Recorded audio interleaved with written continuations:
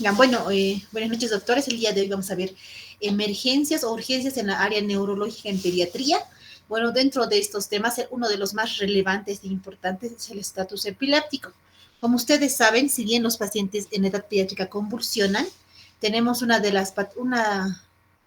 patología la cual puede llevar al paciente incluso a la terapia intensiva, que es el estatus epiléptico, que es aquel en términos generales que, que se va a catalogar primero como definición por la ILAE el 2015, es una condición que resulta de un fallo en los mecanismos responsables de la terminación de las convulsiones o el inicio de los mecanismos que conducen a convulsiones anormalmente prolongadas. Entonces, ¿qué es el estatus epiléptico? Es aquella convulsión en términos generales que dura más de 30 minutos.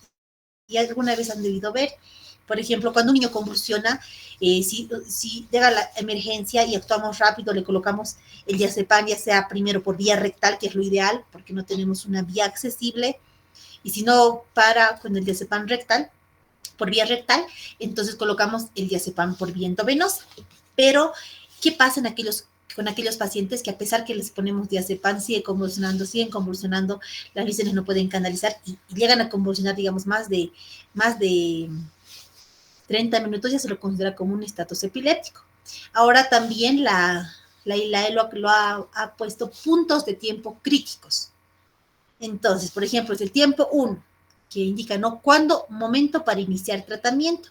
Entonces lo divide como un estado epiléptico tónico-clónico generalizado. A los 5 minutos ya deberíamos iniciar tratamiento. Como les dije, ¿no? Poner el diazepam.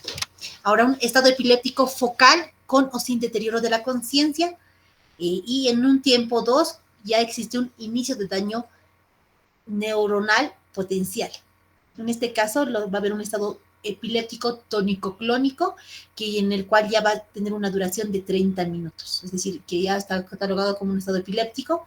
Y por último, un estado epiléptico focal es aquel cuando dura 60 minutos ya. En relación a la epidemiología, indica, ¿no?, que es la urgencia neurológica más frecuente en pediatría. Tiene una incidencia de 17.6 a 23 casos por 100.000 niños. Y como pueden ver, el estado epiléptico refractario es de 3.9 por 100.000 niños al año y el superrefractario de 2.3 por 100.000 niños al año. Hay una mortalidad general del 3% y hay una mayor incidencia en aquellos pacientes menores de un año. Y el superrefractario ocurre también igual en menores de un año en un 48%. Ahora esta es la clasificación del estatus epiléptico, en la cual va a haber la base de la clasificación va a ser semiológica en el eje 1, que se cataloga como con síntomas motores prominentes y sin síntomas motores prominentes. Bueno, en la que se clasifica con síntomas motores prominentes tenemos al estatus epiléptico convulsivo, el cual puede ser generalizado, focal, que evoluciona bilateral o de origen indeterminado. También se va a clasificar en A2, que puede ser el estatus epiléptico mioclónico con o sin coma, y en el A3 focal o motor, en el A4 estatus tónico y en el A5 estatus epiléptico hipercinético.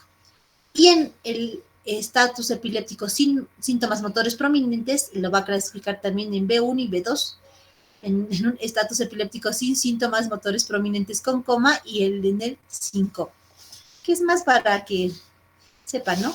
Ahora, ¿cuáles van a ser las etapas evolutivas del estado epiléptico? Como dijimos, va a tener una progresión poco a poco, que va a ser, por ejemplo, primero va a ser prodrómico o incipiente, y este va a durar de 0 a 5 minutos. También luego se va a ir a un estatus epiléptico precoz, que puede ser ya de 5 a 10 minutos. Y cuando hay posteriormente un estado epiléptico establecido de 10 a 30 minutos. Cuando ya está pasando este tiempo de 10 a 30 minutos y veo que a pesar de todo el tratamiento que he iniciado, las convulsiones no ceden, lo más probable es que el niño requiera ingresar a terapia intensiva e inducir el coma, ¿no? Porque pues mientras más tiempo convulsiona, mayor el daño neurológico. Estado epiléptico refractario de 30 a 60 minutos y el superrefractario mayor a 24 horas, que incluso ya el paciente ya está en terapia, está con anestésicos y aún así sigue convulsionando. Entonces, ¿cuáles son las implicaciones terapéuticas? Bueno, hay una ventana terapéutica crítica en los primeros 5 a 10 minutos y posteriormente ya va a haber una resistencia farmacológica progresiva. Y va a haber una mayor complejidad del manejo con el tiempo. Ahora, ¿cuáles son la principal etiología en el área de pediatría? Y esto lo distribuye por frecuencia, ¿no? En donde tenemos que un estado epiléptico sintomático, la cual se puede producir por malformaciones en el nivel del sistema nervioso central o cromosomopatías, un estado epiléptico sintomático agudo por infecciones, ¿no? Que es lo más frecuente, ¿no? Una meningitis, por ejemplo, o trastornos metabólicos en pacientes más pequeños, ¿no? Que podrían haberle llevado a una convulsión o también la ingesta de tóxicos, ¿no? Intoxicaciones. Un estado epiléptico febril, que sería un diagnóstico de exclusión, ¿no? Por ejemplo, si un niño convulsiona con fiebre, pues ya sé que es una convulsión febril y vamos a hablar más adelante de esto. Un estado epiléptico idiopático en la cual no hay una causa identificable. Ahora hay también factores de riesgo específicos, en la cual la epilepsia preexistente se va a dar en el 15% de los casos. Ahora, algo muy frecuente y que vemos mucho en urgencias, ¿por qué los niños vuelven a convulsionar? Aquellos pacientes, por ejemplo, que ya tienen el diagnóstico como tal de epilepsia, pues si vienen a la emergencia convulsionando. ¿Por qué? Porque dejan de tomar el medicamento que se les ha indicado. Y le preguntas a la mamá y te dice, no, pues ya he dejado de tomar desde hace 3 días, no he podido comprarle. Entonces, solo el hecho de no tomar algunas dosis ya va a provocar que las convulsiones. También va a haber otros síndromes, como por ejemplo el de Dravet, el de North y el de Fires, que podrían ser causas de convulsiones. En relación a la fisiopatología, se va a producir por un desequilibrio neuroquímico, una excitación excesiva, un incremento del glutamato, del NMDA, una inhibición deficiente que también va a producir disminución de los GABA y de los receptores, o cambios temporales críticos, ¿no? Por ejemplo, de los 0 a 5 minutos, normalmente la convulsión va a ser sensible a las benzodiazepinas y mayor a los 5 minutos va a haber una disminución de los receptores GABA, incremento de los receptores NMDA. Y mayor a 20 a 60 minutos va a existir un daño neuronal. Ahora, ¿cuáles son las consecuencias sistémicas? En la fase 1, que sería de 0 a 30 minutos, va a haber mecanismos compensatorios que van a estar intactos. Pero ya en una fase 2, donde dijimos que es más de 30 minutos que el niño está convulsionando, ya va a haber afectación de otros órganos, llevándonos a un fallo multiorgánico progresivo. Ahora, como hablamos previamente, si se acuerdan en el triángulo de evaluación pediátrica, siempre vamos a hacer el ABCDE, vía aérea permeable, ver, aspirar secreciones si tiene secreciones, ver la respiración, obviamente una medida básica, ¿no? Un paciente ingresa convulsionando, lo primero que tengo que hacer es colocarle oxígeno y colocarle en decúbito lateral derecho para mejorar el ingreso de aire. También evitar siempre, ¿no?, que el paciente se lesione estructura de la vía oral. Entonces, perdón, creo que sí, aún quieren ingresar. Voy a admitirlos por acá porque ahorita admitirlos por acá no nos van a.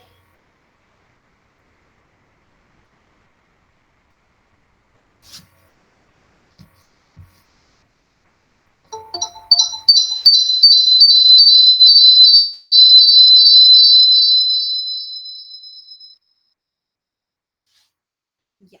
También, como dijimos, tenemos que ver la parte circulatoria, cómo están los pulsos, si requieren, obviamente hay que hacer rápidamente estudios complementarios de laboratorio para ver cómo está la glicemia, si existe algún trastorno electrolítico, ¿no? Recordemos también que causas frecuentes de alteraciones que pueden provocar convulsiones son, por ejemplo, los trastornos hidroelectrolíticos, por ejemplo, una hiponatremia severa, que es aquella en la cual el sodio va a estar menor a 120, pues sí va a producir que el paciente convulsione. O, por ejemplo, la glicemia, ¿no?, que igual también podría provocar convulsiones, o también igual las hipernatremias severas, ¿no?, aquellas mayores a 170, pues pueden llegar a hacer al paciente convulsionar, o trastornos ácido-base. En la parte neurológica siempre tenemos que ver cómo está la escala de Glasgow, pero obviamente ese momento no va a ser valorable en el momento de la convulsión, pero posterior a la convulsión tenemos que ver las pupilas, cómo está la reactividad pupilar, si no existe anisocoria, que tal vez me podría hacer pensar en daño, en solicitar una tomografía para ver las estructuras, ¿no? Y ver que no hay alguna malformación o algo. También debemos ver siempre las fontanelas, ¿no? Como estamos en pediatría y los pacientes, como sabemos, tienen fontanela anterior y posterior, para que sepan, la fontanela anterior se empieza a cesar al primer año de vida y termina de cesarse a los 2 años. Entonces, un dato muy importante que me va a ayudar es la fontanela. Por ejemplo, si veo una fontanela abombada, esta me va a indicar que el paciente pueda tener una neuroinfección, una meningitis. Si veo una fontanela deprimida, pues es un dato de deshidratación. Y también tenemos que buscar signos específicos, por ejemplo, hematomas, exantemas, datos de sepsis y ver la temperatura corporal. ¿Qué pruebas complementarias tengo que hacer ante un paciente que llega convulsionando? Urgentemente debo pedir glicemia, hemograma, para ver si hay datos de infección, gasometría, para ver si hay algún trastorno ácido-base, electrolitos, por lo que les comenté en un principio, la hipernatremia, hiponatremia severas pueden provocar convulsión, los valores de calcio también, igual si se alteran, podrían provocar convulsiones. Debo ver también los niveles anticomiciales, es decir, los niveles anticomiciales de los medicamentos anticonvulsivantes que el paciente está tomando, si es que estaba ya con un tratamiento previo, pero que no siempre contamos con eso, ¿no? Incluso ver si es que tal vez el paciente hubiera ingerido algún tóxico. Estudios adicionales, si sospecho de una neuroinfección, si puedo realizar punción lumbar, sobre todo ante sospecha de una meningitis, ¿no? También podemos pedir, como les dije, más si hay una anisocoria, una tomografía para descartar malformaciones o datos de edema cerebral, ¿no? Otra causa también de convulsiones es el TEC, ¿no? Traumatismo cráneoencefálico. Entonces, ver si no hay edema cerebral, fractura de base de cráneo, si no existe un efecto de masa, ¿no? Que es lo que sobre todo a veces puede provocar, por ejemplo, un hematoma epidural, subdural. También solicitar, ¿no?, un electroencefalograma, que si bien no es urgente, eso no es urgente, pero sí lo puedo pedir más adelante. Ahora, esta es la parte más importante que tienen que aprender. ¿Qué hacer cuando un paciente llega convulsionando? Por ejemplo, entonces, llega un paciente convulsionando, ese momento pues no tienes vía, no tienes bien. ¿Qué vas a hacer si el paciente no tienes bien? No puedes pedir a la enfermera, canalícele, canalícele y esperar hasta que la Lisen le canalice, porque ese paciente en ese momento, como está convulsionando, es de muy difícil canalización. Entonces, lo primero que tienen que hacer es colocar diazepam por vía rectal, y esto es lo que no tienen que olvidarse y tienen que sacar de esta exposición. Entonces, ¿cuál es la dosis del diazepam por vía rectal? La dosis va a ser de 0,5 miligramos kilogramo, máximo 10. Es decir, que si mi paciente, por ejemplo, tengo un paciente que pesa, a ver, vamos a hacer un ejemplo, 8 kilos 500. Entonces lo multiplico por 0,5, que sería la dosis. No se olviden que en pediatría todo se multiplica por el peso. Entonces, 8.5 por 0,5 sale 4.2. Entonces, debo cargar 4 miligramos en mi jeringa de insulina. Ustedes han debido ver que hay dos tipos de jeringas de insulina. Una que es con aguja, que hasta, por ejemplo, está con la jeringa y no se la puede sacar. Y otras jeringas de insulina que vienen sin aguja. Estas jeringas de insulina que vienen sin aguja son las que deben usar.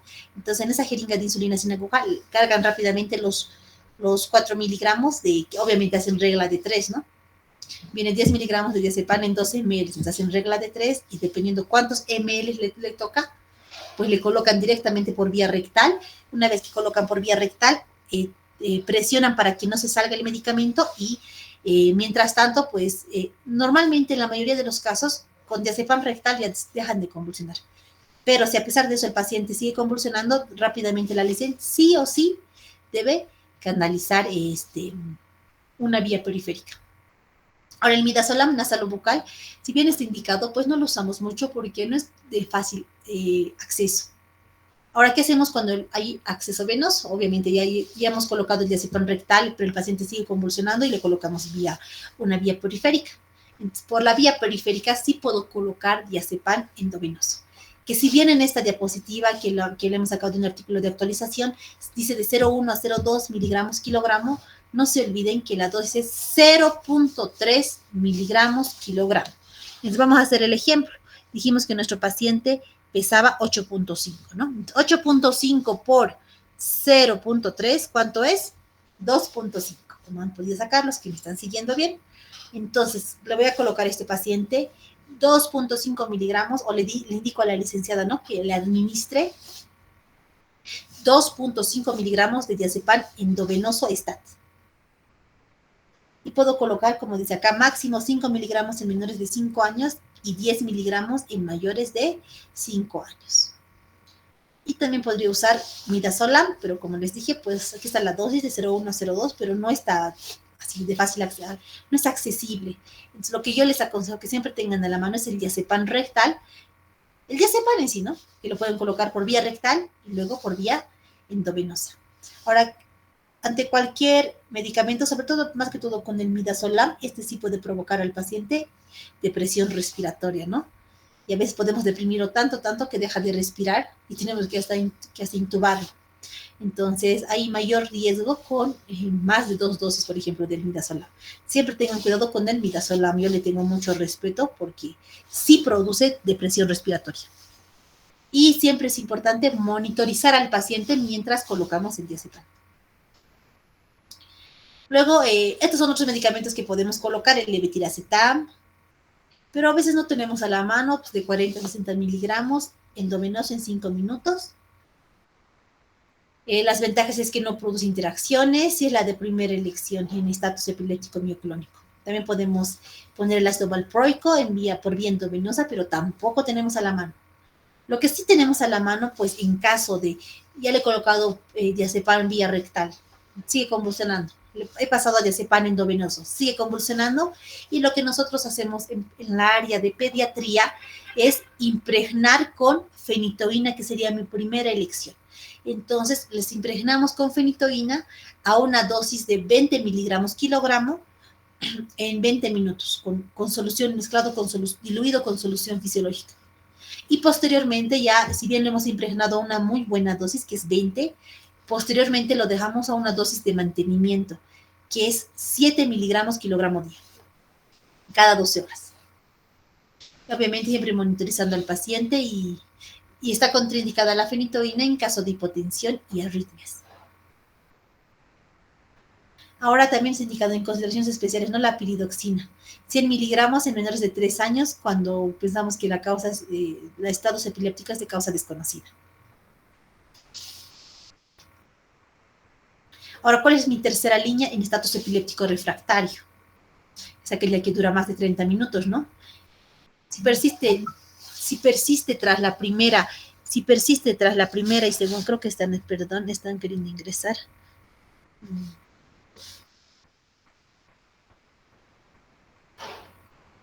Ahora, si persiste a pesar de los medicamentos que estoy colocando y aún así evidencio que el paciente sigue convulsionando, pues ya me paso, pues, induzco el coma, ¿no?, a través del propofol, el tiopental, que eso es algo más manejo de terapia intensiva pediátrica.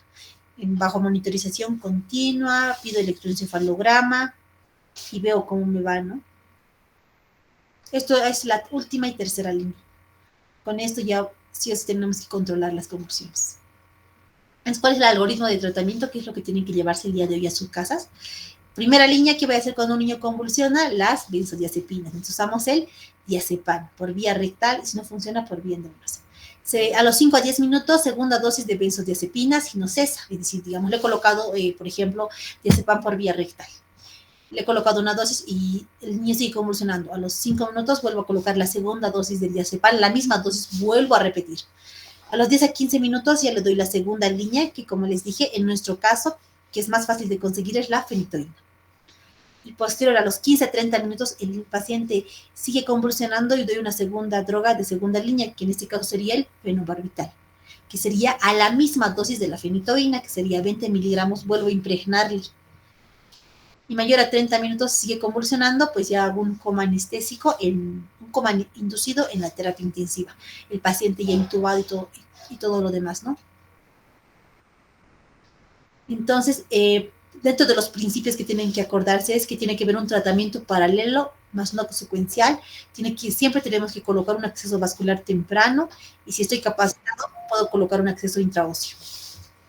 Debo monitorizar las constantes vitales y debo buscar la etiología también. ¿Qué etiología podría haberle provocado? Creo que están queriendo ingresar doctores, sus colegas que se atrasan. Vamos a poner una regla para que no nos anden interrumpiendo a cada rato.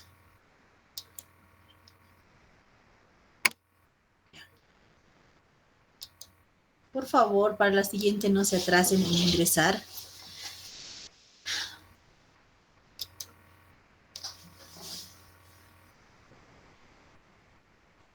Ahora, en este punto nos habla que síndromes específicos también podrían provocar estados epilépticos, como tenemos el síndrome de Norce, en la cual va a provocar un estado epiléptico refractario sin causa estructural tóxico-metabólica y hay una infección febril previa, 2 semanas previas, hasta 24. Entonces, mayormente esto va a atacar a los 3 a 15 años y requiere un protocolo muy específico. También tenemos el síndrome de Dravet, en la cual va a haber una mutación genética y va a producir crisis febriles en el primer año de vida. Es una epilepsia fármaco-resistente, ¿no? Y que va a provocar mayor deterioro cognitivo. También tenemos la convulsión benigna con gastroenteritis, que sí se puede provocar una gastroenteritis viral sin fiebre que puede llevar hasta la deshidratación. Se da mayormente en niños de 1 a 2 años y se ha visto casos donde se han usado incluso rotavirus. Otra causa también de convulsiones en niños con gastroenteritis infecciosa es la shigella. ¿Por qué? Porque las gastroenteritis bacterianas, la shigella, sí produce toxinas que pueden llevar al niño hasta que convulsione. Solo se las hace un manejo si dura más de 5 minutos de duración. Estos son los cambios fisiopatológicos que van a suceder. En la fase 1, pues va a haber un incremento del flujo sanguíneo, mayor demanda de oxígeno, hiperglicemias, incremento de las catecolaminas, hipertensión, taquicardia. En la fase 2 ya va a ser una fase descompensada, ¿no? Porque ya ha pasado más de 30 minutos, va a haber un fallo de la autorregulación, edema cerebral, hipoxia, acidosis. A nivel sistémico va a haber hipotensión, va a haber una disfunción multiorgánica y también va a haber rhabdomiólisis, incluso un CID, ¿no? Una coagulación intravascular. El pronóstico, ¿cómo es el pronóstico en estos pacientes? Va a haber una mortalidad del 3%. El principal determinante va a ser la etiología que lo va a producir. El estado epiléptico febril va a producir un 0.2% en la mortalidad y el del refractario hay mayor riesgo de muerte. Cuando hay morbilidad neurológica en menores de 1 año, como se pueden dar cuenta, hay mayor porcentaje de morbilidad a medida que el niño va creciendo. En mayores de 3 años, por ejemplo, ya solo hay un 6%. Y este es un factor crítico, ¿para qué? Para dejar secuelas, es decir, que los pacientes que llegan al estado epiléptico, estatus epilépticos, estos son los pacientes que van a quedar con secuelas neurológicas, ¿no? Las secuelas a largo plazo, ¿cuáles pueden ser una vez que el paciente ya ha tenido un estatus epiléptico? Es que puede quedar con una epilepsia refractaria en un 24.7%. También puede haber trastornos conductuales hasta el 28% y debemos hacer un seguimiento, ¿no? Un deterioro cognitivo que es variable según la etiología.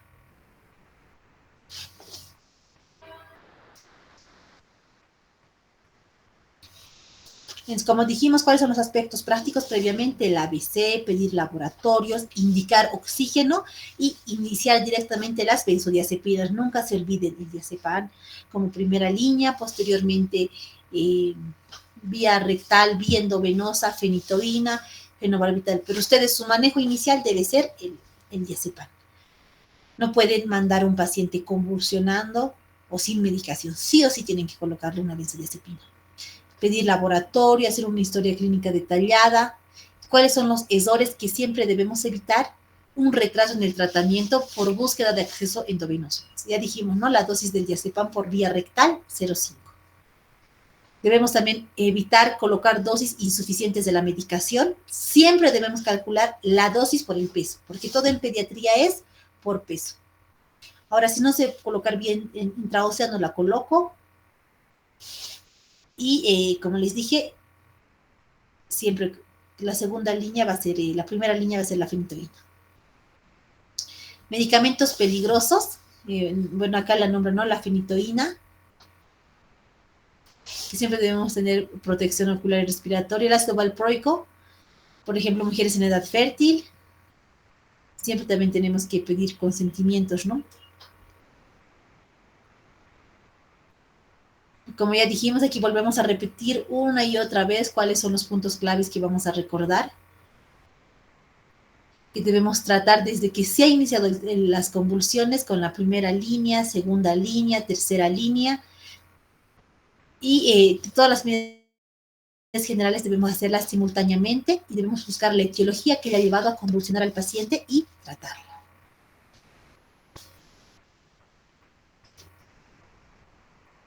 Eso en relación a al estatus epiléptico. Ahora vamos a hablar de otro tema que también es muy importante y que siempre se lo ve, ¿no? Las convulsiones febriles. Entonces, ¿qué va a ser una crisis febril?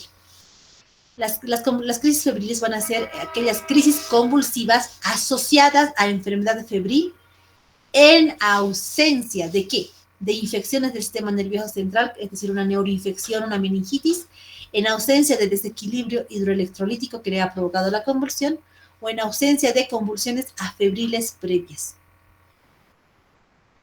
Es decir, que el paciente haya convulsionado previamente sin fiebre, ¿no? ¿A qué edad va a afectar mayormente las convulsiones febriles? Que es algo muy frecuente en urgencias de pediatría.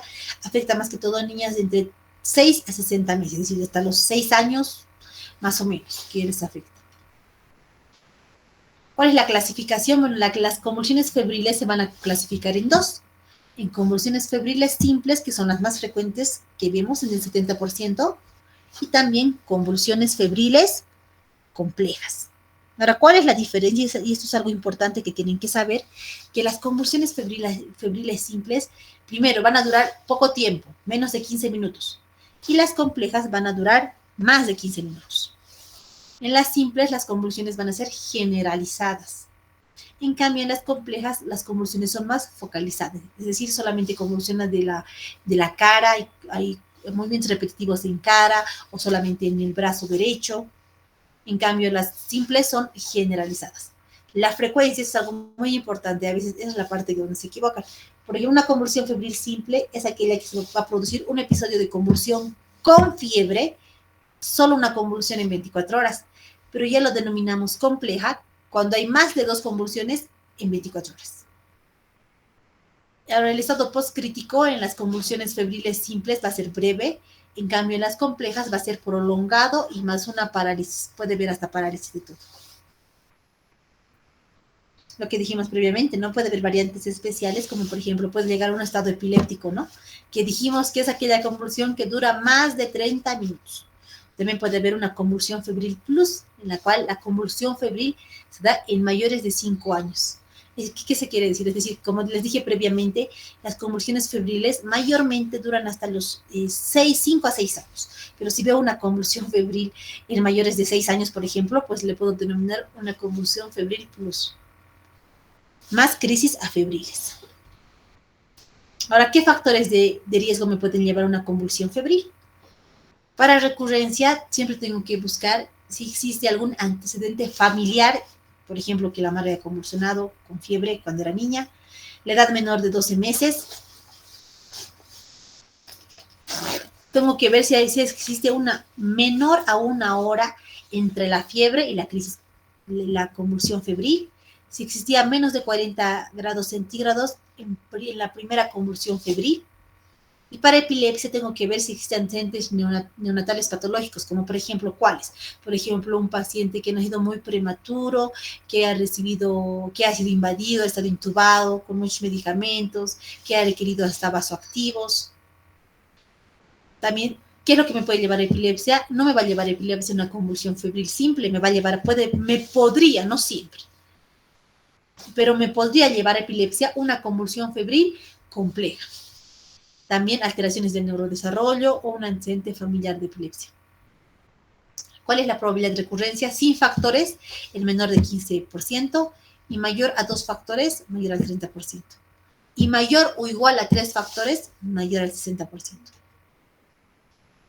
Dentro de la evaluación diagnóstica siempre, ¿no? Como dijimos previamente, tenemos que ver antecedentes familiares y ver cómo ha sido la crisis, ¿no? En el examen físico tenemos que ver cuál es el nivel de conciencia del paciente y si es que existe datos de focalización neurológica. Signos meningios, aquí podemos usar el signo de Kerning, el de Brudzinski, también que nos podría ayudar a saber. ¿A quiénes voy a realizar punción lumbar? Voy a realizar punción lumbar a aquellos pacientes menores de 12 meses, sí o sí de rutina, aunque no tenga síntomas, peor si tiene síntomas inespecíficos. ¿Por qué? Porque sospecho de una neuroinfección. En pacientes de 12 a 18 meses, también cuando hay sospecha de meningitis, y en pacientes mayor a 18 meses, cuando existen signos meningios o alteración de la conciencia. Otras indicaciones, también cuando, por ejemplo, el paciente tal vez el paciente ha convulsionado, pero ha tomado antibióticos antes de las 72 horas previas, o existe una letargia persistente mayor a 6 horas posterior a la convulsión. ¿Qué estudios complementarios voy a solicitar de neuroimagen? En convulsión febril simple, nada, no debo pedir nada. Pero en una convulsión febril compleja o plus, sí podría llegar a pedir pues, una tomografía mínimamente en nuestros medios, ¿no? Porque resonancia magnética es súper caro y a veces de difícil acceso. El electroencefalograma no voy a pedir cuando el paciente solo ha tenido una convulsión febril simple, que dijimos que es aquella que dura menos tiempo, menos de 15 minutos, y solo es una convulsión en 24 horas y se asocia a fiebre, no pido. Pero si es una convulsión febril compleja o plus, sí puedo pedir un electroencefalograma después de 10 días posteriores a la convulsión. Ahora, ¿quién es interno? La convulsión febril simple, pues no la voy a internar, pero sí voy a internar a aquellos pacientes con convulsión febril, si los veo muy mal, si sospecho de una meningitis tal vez, si es que el paciente vive lejos del hospital, si ha durado más de 30 minutos, que ya se consideraría, ¿no? Un estatus epiléptico. Si existe mayor o igual a 2 recidivas en el mismo proceso febril, si existe alguna anomalía neurológica postictal, o si existe si los padres son muy ansiosos, ¿no? ¿Cuál es el tratamiento que debo realizar en tus pacientes? Pues medidas generales, ¿no? La ABC también, ¿no? Vía aérea permeable, un acceso venoso, preferible 2, debemos monitorizar al paciente, solicitarle una glicemia, y tenemos que hacer también igual, ¿no? Un tratamiento farmacológico. Lo mismo que en el estatus epiléptico, ya hemos hablado, ¿no? Cuando no tengo vía venosa, ¿qué debo hacer? Diazepam rectal. ¿A qué dosis? 0,5 miligramos kilogramo, que es lo ideal y que tienen que saber eso de memoria. Y si ya cuento con acceso y aún no para las convulsiones, igual le puedo colocar diazepam, pero por vía endovenosa, a 0,3 miligramos kilogramo. Multiplican por el peso del paciente y le colocan. Si el paciente sigue convulsionando, lo transfiere. Entonces, como hemos hablado previamente, primera línea, las benzodiazepinas, ya sea por vía rectal o endovenosa, entre los primeros 0 a 5 minutos. Segunda línea, de 5 a 15 minutos, ya dijimos, ¿no? Las impregnaciones con fenitoína a 20 miligramos kilogramo en 20 minutos, diluido con solución fisiológica. Y la opción B, como les dije, ácido valproico endovenoso, pues no contamos a mano, pero sí tenemos al fenobarbital. Igual también volvemos a impregnar, ¿no? A 20 miligramos kilogramo. Y si es que cuento, pues puedo colocarle levetiracetam. Y la tercera línea es cuando el paciente más de 15 minutos, segunda dosis de los fármacos anteriores. Es decir, que puedo volver a repetir la impregnación de fenobarbital. Profilaxis. No se hace profilaxis de rutina.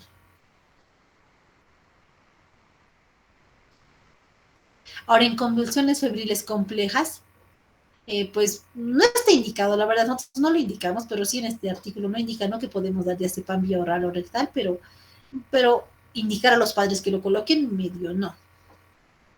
Ahora, en convulsiones febriles complejas prolongadas y el paciente está con una residencia remota, pues tal vez le podríamos dar, ¿no? Una dosis de fenobarbital vía oral, que sí hay, a 5 miligramos kilogramo día, pero pues estos medicamentos no están a la mano y no son tampoco fáciles de adquirir por los padres, ¿no? ¿Cuál es el pronóstico de sus pacientes con convulsión febril? En eventos benignos es muy buen pronóstico. También la recurrencia en convulsión febril de 30% y la posrecurrencia es solamente en un 48%. Secuelas no van a producir déficit neurológico permanente, no van a producir alteraciones cognitivas, las convulsiones febriles simples. La mortalidad siempre es nula. ¿Qué pacientes ahora voy a referir a pediatría, a neurología pediátrica? A aquellos pacientes que tienen convulsiones febriles complejas, que han presentado más alteración neurológica, a pacientes donde ha habido datos de una neuroimagen o electroencefalograma anormal, a convulsiones febriles plus, a convulsiones febriles secundarias sintomáticas, voy a referir al paciente. Siempre es importante hacer la educación familiar y explicarle, ¿no? Estos pacientes, por ejemplo, con convulsiones febriles, tienen mayor riesgo de volver a repetir la convulsión febril.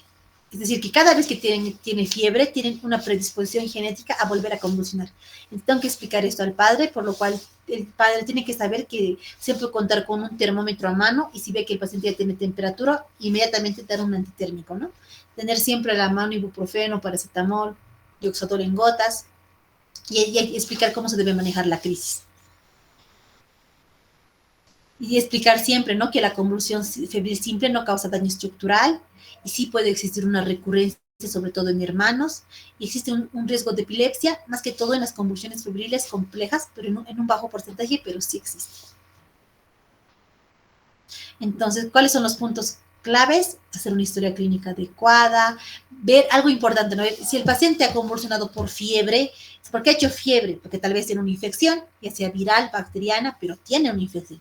Tengo que buscar cuál es la etiología o lo que le ha provocado la fiebre y tratar eso para que el paciente no haga más fiebre y no llegue a la convulsión. Como ya dijimos, medidas generales, dar oxígeno si el paciente llega convulsionando, iniciar las benzodiazepinas de primera línea y luego poco a poco ir escalonando. Hay que hacer una educación familiar y referir a neurología cuando el paciente lo requiera. Y por último, les voy a hablar de este último tema, que son las...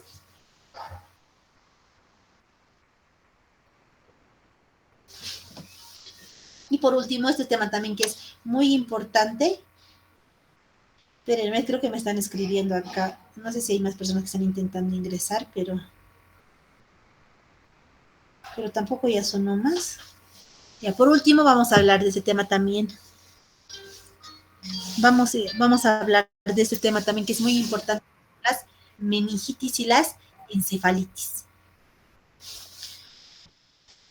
Es algo muy importante que tienen que saber, ¿no? ¿Qué es la meningitis? Ya sabemos que es la... vamos a admitir, si me están escribiendo algunos de sus compañeros, a ver, también que se atrasan mucho.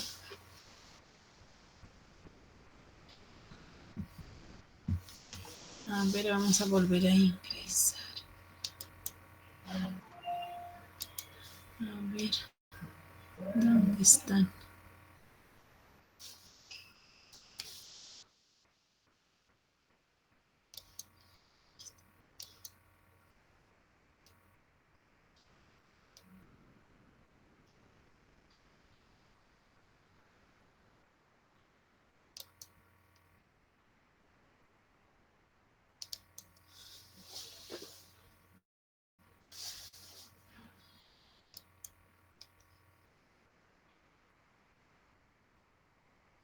No sé, ya le puse permitir, pero no sé si ingresó. Yomer, ¿estás ahí? Sí, doctora, gracias. Por favor, no se atrasen en la siguiente porque hemos interrumpido varias veces la clase. Ya, continuaremos con el último tema. Entonces, las meningitis. A ver, vamos a ponerlo acá un ratito, por favor. Como ya saben, es la inflamación de las meninges y tejido neural que puede acompañarse de fiebre, cefalea y rigidez en la nuca. ¿Qué son las encefalitis? en la inflamación del parénquima cerebral, pero la diferencia de la meningitis, esto va a provocar una disfunción neurológica más alteración de la conciencia. Es algo que te hace diferenciar la encefalitis de la meningitis, es que los pacientes también pueden llegar y pueden hablar palabras inadecuadas, sobre todo palabras inadecuadas, digamos, se confunden. Entonces hay es algo bien característico de las encefalitis. Hablando en relación a la epidemiología, las meningitis, la mayoría de las meningitis son virales y tienen buen pronóstico, pero sí también tenemos las meningitis bacterianas. Y las encefalitis tienen una incidencia de 1.5 a 7 por cada 100.000 al año, con picos en menores de 1 año y 5 a 10 años. Esta es la etiología de cada uno. En las meningitis bacterianas, estas están provocadas por la Neisseria meningitidis, y también por el Streptococcus pneumoniae o neumococo. Dependiendo también del grupo etario, también va a haber diferente etiología. Por ejemplo, en los neonatos y en los pacientes hasta los 3 meses de edad, ¿a quienes culpamos en relación a la etiología de la meningitis? Culpamos a gérmenes del canal del parto. Entonces, ¿cuáles son los gérmenes principales en el canal del parto? La Escherichia coli, E. coli, el Streptococcus agalactiae, o su otro nombre que es el Streptococcus beta-hemolítico del grupo B. También tenemos al Proteus. Entonces, estos son los gérmenes que están en el canal del parto. Entonces, por eso el tratamiento es muy diferente en los neonatos en relación a otro grupo etario. En las meningitis viral también está provocada por enterovirus, por herpes virus. Y las encefalitis están provocadas por el Picornaviridae. Entre estos tenemos al enterovirus y al parechovirus, al herpes virus tipo 1 y tipo 2. Más que todo estos son los más frecuentes en las encefalitis, los herpes virus unidos. El 2 sobre todo que afecta a neonatos. Luego los arbovirus. Ahora, ¿qué manifestaciones voy a tener en las meningitis por edad? Por ejemplo, en pacientes menores de un mes, las manifestaciones clínicas son, por ejemplo, irritabilidad, ¿no? Llanto persistente, no quieren lactar, rechazan los alimentos, rechazan seno materno y pueden llegar a presentar dificultad respiratoria. En cambio, en pacientes mayores de un mes, estos pacientes pueden llegar a tener, igual también en los menores de un mes, es fontanela bombada. En los dos grupos etarios, fontanela bombada. Cefalea, pues como tal, no vamos a saber si al paciente le está doliendo la cabeza. Lo que va a tener es irritabilidad. Fotofobia, sí, y vómitos, sí. En los lactantes, pacientes ya más grandes, puede haber signos meningios más decaimiento. Ahora, en niños más grandes, porque estos signos meningios se va a ver en niños más grandes, por ejemplo, el signo de Kerning, de Brudzinski, y la rigidez de nuca es sobre todo para pacientes preescolares, escolares, adolescentes. Estos signos de Kerning y Brudzinski no van a ver en pacientes lactantes menores o lactantes mayores. Que, por ejemplo, sabemos que el signo de Kerning es cuando hay dolor a la extensión de la pierna, y el signo de Brudzinski, que va a haber a la flexión cervical. A la flexión cervical, el paciente va a tener automáticamente una flexión de las rodillas y de las caderas. Entonces, estos son signos meningios que me van a indicar que probablemente el paciente tenga una meningitis en pacientes grandes. En cambio, en las encefalitis, como les dije previamente, el síntoma guía más importante que va a haber una alteración del nivel de conciencia, va a haber confusión, el paciente va a estar confuso, y va a haber cambios en la personalidad y también puede haber cambios en el comportamiento. ¿Qué scores de predicción tengo? Tenemos a nivel de la meningitis en pacientes mayores de 3 meses, puede ver, por ejemplo, si es que realiza una punción lumbar, si es que esta es positiva me va a dar 2 puntos, si es que también hay neutrofilia 1 punto, si es que las proteínas también van a estar elevadas me va a dar 1 punto, si es que existe una historia de convulsión previa me va a dar 1 punto, o neutrófilos en sangre, una neutrofilia 1 punto. Y el score de meningitis en mayores de 1 mes, ¿qué parámetros voy a tener en cuenta? La procalcitonina mayor a 1.2 va a ser 3 puntos. Igual también la hiperproteinorraquia 2 puntos, el PCR mayor a 41, la neutrofilia en el líquido cefalorraquídeo 1 punto y la procalcitonina mayor a 1.2. Entonces, ¿qué me va a decir todo esto? Que hay una alta probabilidad, si es que mayor o igual a 1, alta probabilidad de meningitis bacteriana. Ahora, en realidad, este es algo muy importante, ¿no? Una vez que sospechamos de meningitis, siempre debemos realizar punción lumbar. Entonces, ¿qué es lo que me va a ayudar a diferenciar una meningitis viral de una meningitis bacteriana? Entonces, para esto, tenemos lo que va a reportarnos el estudio citoquímico del líquido cefalorraquídeo. Entonces, en una meningitis bacteriana, ¿qué es lo que va a haber? Los leucocitos van a estar elevados, va a haber mayor predominio de polimorfonucleares y va a haber hiperproteinorraquia. Las proteínas están elevadas y la glucosa disminuida, hipoglucorraquia. En cambio, en una meningitis viral, los leucocitos están normales, va a haber un predominio más linfocitario, la glicemia está normal y las proteínas también un poquito ligeramente incrementadas. En la tuberculosa igual va a haber predominio de linfocitos, la glicemia va a estar un poquito baja, las proteínas un poco elevadas. Y en las encefalitis va a haber predominio de polimorfonucleares, pero la glicemia va a estar normal y las proteínas es variable. Ahora, ¿cuáles son los valores normales de pleocitosis? En los neonatos es mayor a 25 células, en 1 a 2 meses mayor a 10 células y en niños de 2 meses mayor a 5 células. Entonces, ante sospecha de una neuroinfección, sí o sí debo hacer la punción lumbar. Ahora, ¿en qué casos está contraindicada la punción lumbar? Cuando existen datos de focalización, signos de herniación, cuando existen crisis focales recientes, cuando existe, por ejemplo, inestabilidad hemodinámica o que existe, por ejemplo, trastornos de la coagulación. A nivel microbiológico, el gol estándar va a ser siempre, ¿no?, el cultivo del líquido cefalorraquídeo, que me va específicamente va a aislar qué germen ha provocado la meningitis. También puedo pedir, ¿no?, para ver el PCR, sobre todo en pacientes que ya hayan tomado antibióticos. En las encefalitis, que puedo pedir un panel viral de líquido cefalorraquídeo, ya que se me podría aislar si es que existe virus herpes simple 1 o 2. También puedo pedir estudios de neuroimagen, como por ejemplo una tomografía urgente, si es que veo, hay datos de focalidad o hipertensión intracraneal, por ejemplo, que el paciente tenga vómitos, cefalea, aumento de la presión arterial, que son datos de hipertensión intracraneal, ¿no? O alteración de la frecuencia respiratoria, ¿no? La tríada de Cushing. También puedo solicitar la resonancia magnética para encefalitis. ¿Qué tratamiento voy a dar en estos pacientes? Voy a hacer igual como ya dijimos previamente, el ABCD, voy a dar líquidos endovenosos y debo corregir si es que existe una alteración metabólica, como por ejemplo de la glicemia, o existe una alteración de la coagulación. Y puedo dar antibióticos, como dije, en pacientes menores de 1 mes, pues más culpo a gérmenes del canal del parto, por lo cual doy ampicilina para que cubra esos gérmenes y le asocio la cefotaxima. Y a partir del 1 mes sí podría usar cefotaxima como primera línea.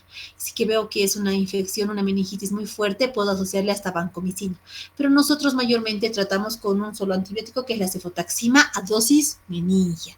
Es decir, que si bien la dosis de cefotaxima es de 100 a 200 miligramos kilogramo día, para una meningitis voy a usar a su dosis máxima, tope, que va a ser 200 miligramos kilogramo día. Y puedo dar tratamiento también antiviral aciclovir en caso de que sospeche una encefalitis. Sí o sí, si es que sospecho de una encefalitis, para la meningitis le doy cefotaxima, antibióticos, y para la encefalitis asocio la aciclovir. Estas son las dosis de los fármacos, como pueden ver incluso en este esquema, usan dosis de hasta de 300 miligramos kilogramo día, para la vancomicina 60, para la ampicilina y para la aciclovir también de acuerdo al grupo etario, ¿no? En neonatos 20, en menores de 12 años de 10 a 15, en mayores de 12 años 10. Y la dexametasona sí puedo colocar corticoides en las meningitis, sobre todo en aquellas meningitis provocadas por Haemophilus influenzae. ¿Por qué? Porque se ha podido evidenciar que usando corticoides en una meningitis hay menos riesgo de una de las secuelas más importantes, que es la hipoacusia. Entonces, por eso es que indicamos los corticoides, en este caso la dexametasona,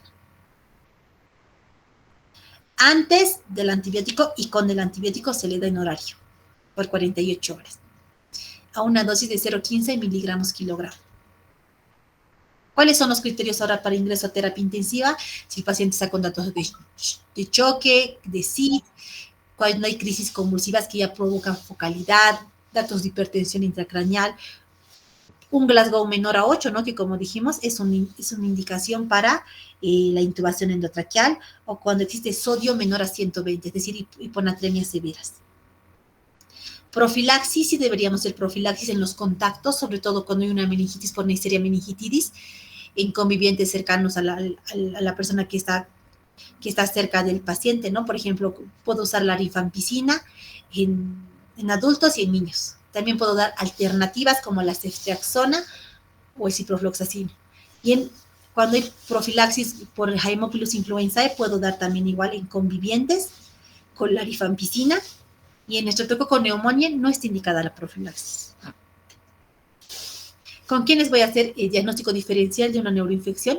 Con las encefalitis autoinmunitarias, la encefalomielitis aguda diseminada, que mayormente va a llegar a afectar a niños de 5 a 8 años, más en varones, y que va a provocar desmielinización. Y también las encefalitis anti-NMDA, en el cual el paciente va a tener síntomas psiquiátricos, va a haber una pleocitosis y va a afectar mayormente a mujeres mayores de 12 años. ¿Cómo es el pronóstico?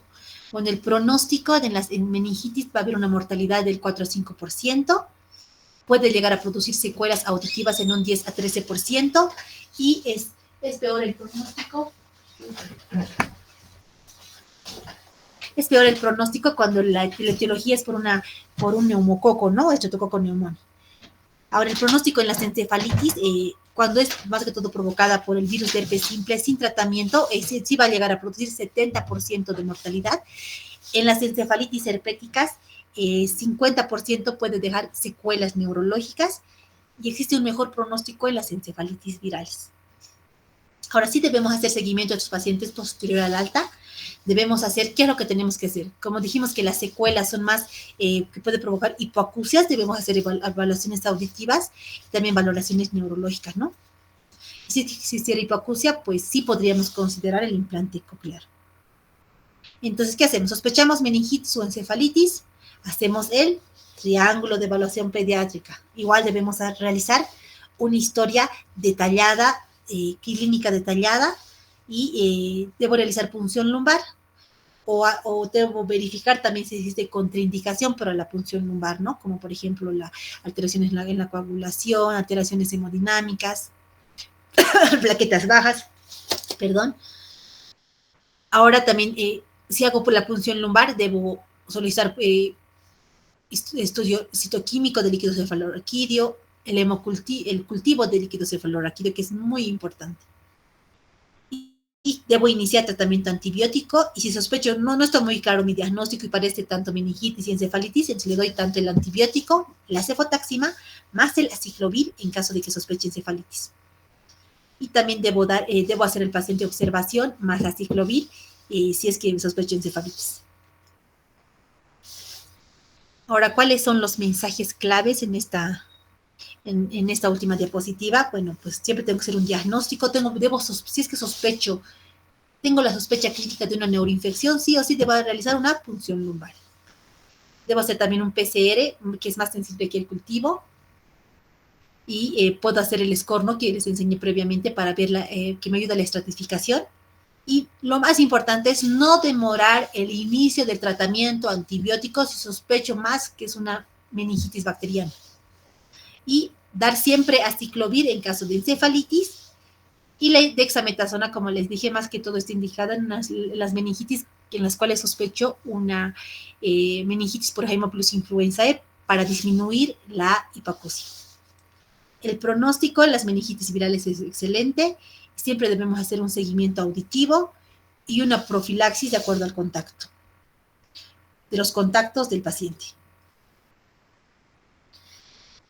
Bueno, gracias, doctores. Ese es el tema de hoy. Sé que también, igual que el día previo, fue amplio, y aquí, pues, imagínense, hablar de emergencias neurológicas en una clase es bastante, pero he tratado de abarcar los 3 temas más importantes que vemos en emergencias, en urgencias en pediatría. No sé si ahora tienen alguna pregunta que tal vez no lo podrían realizar ahora.